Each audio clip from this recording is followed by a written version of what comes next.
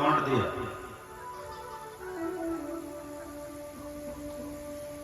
इधर क्या हुआ कि भगवान ग्वाल बालों के साथ मथुरा की गलियों में जाने लगे। कुछ दूर आगे बढ़े तो देखते क्या है कि एक स्त्री जिसको पीठ पर कुबड़ है,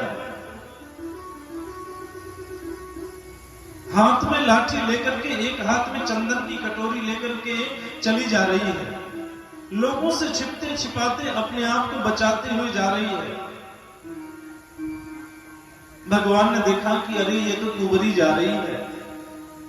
सो भगवान पीछे से उस कुंवरी को आवाज लगाते हैं, अरे ओ सुंदरी, कहां दौड़ती भागती चली जा रही हो। और जैसे भगवान ने उसे सुंदरी कह करके पुकारा, वो पलट करके भगवान के ऊपर जोर से डांटती है। कहने लगी, अरे ओ लाला, तूने इतना बड़ा व्यंग मुझसे क्यों कहा?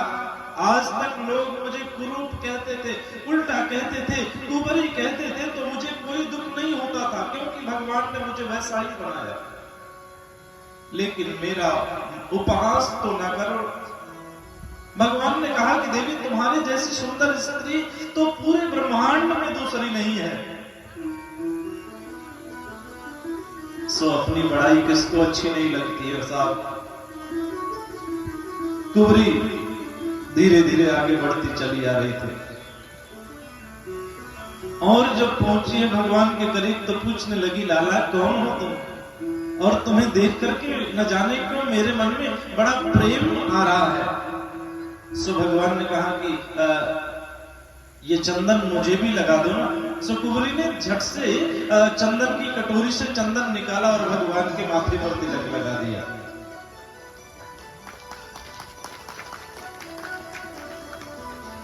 भगवान ने उस कुंवरी को स्पर्श किया, और स्पर्श करते ही वो इतनी सुंदर स्त्री बन गई कि स्वयं स्वर्ग की अप्सरा उसके सौंदर्य को देख करके शर्माने लगी।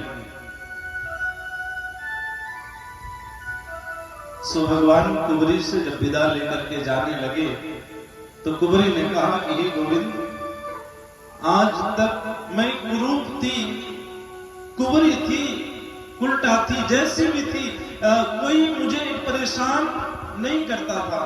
लोग देख करके मेरा उपहास उड़ाते थे, उपहास करते थे, लेकिन किसी ने कभी परेशान नहीं किया। लेकिन आपने जो सौंदर्य दे दिया है, आपकी कृपा से जो सौंदर्य मुझे प्राप्त हुआ है, अब इसे लेकर के मैं कहां जाऊंगी? सो भगवान ने कहा कि हे देवी, मैं आपको स्वीकार करने वापस आऊंगा। भगवान अपने मित्र मंडली के साथ और आगे बढ़ते हैं। महाराज कंस की महल की तरफ जब आगे बढ़ने लगे तो महाराज कंस का एक हाथी था, कुबलिया पीड़ हाथी, उसका नाम था कुबलिया पीड़। उसे खूब मदिरा पिला करके मदमस्त करा दिया गया था कि जब शत्रु आएगा तो तुरंत कुबलिया पीड़ हाथी उसके ऊपर आक्रमण कर देगा।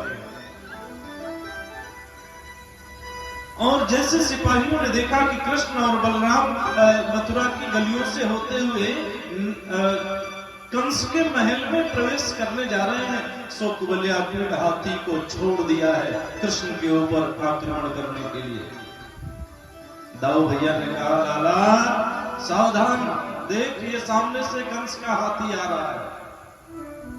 सो भगवान ने कहा कि कन्हैया, भगवान ने कहा, दाऊ भैया चलो इसका भी उपाय कर लेते हैं।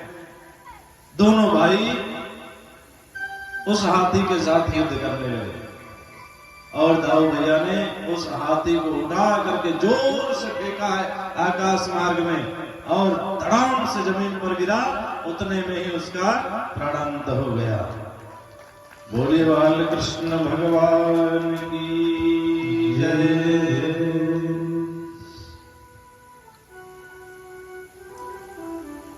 भगवान कुछ और आगे बढ़ते हैं। कुछ दूर जब आगे जाने लगे तो देखा कंस के महल में जब प्रवेश किया है तो देखते क्या है कि कंस के रंगशाला में जहां युद्ध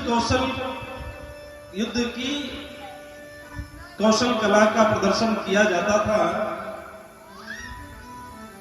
वहां पर दो पहलवान कंस के पहले से तैनात खड़े थे। कंस ने मुष्टिक और चाणूर से कहा कि युद्ध के लिए ललकारो। कंस के दो पहलवान उस रंगशाला में पहले से विराजमान थे और कृष्ण को देखते ही आवाज लगाया कि लाला आओ मुझसे युद्ध करो। तो सब ग्वाल वालों ने कहा कि कन्हैया ये पूरी सोची समझी साजिश चल रही है, यहाँ तुम युद्ध करने के लिए मत जाना। अरे ये बहुत मोटे मोटे तगड़े पहलवान हैं, इनसे जीत नहीं पाओगे। उन पहलवानों ने फिर से ललकारा है भगवान को कि अरे तेरी मैया ने बस इतना ही तुम्हें दूध पिलाया कि एक छोटे से युद्ध से डर गए, एक छोटी सी कुश्ती से डर जाते हो। सुना है कि बड़े बड़े राक्षसों का तुमने वध कर दिया, जरा हमें भी तो हरा करके दिखाओ। सो भगवान से रहा नहीं गया और उस मल्ल युद्ध की रंगशाला में प्रवेश कर गए। दोनों भाई मुष्टिक और चाणूर के साथ युद्ध करते हैं। भगवान कृष्ण और बलराम ने दोनों भाइयों ने मिलकर के मुष्टिक और चाणूर के साथ मल्ल युद्ध किया है और मुष्टिक और चाणूर का अंत कर दिया। बोले बाल कृष्ण भगवान की जय।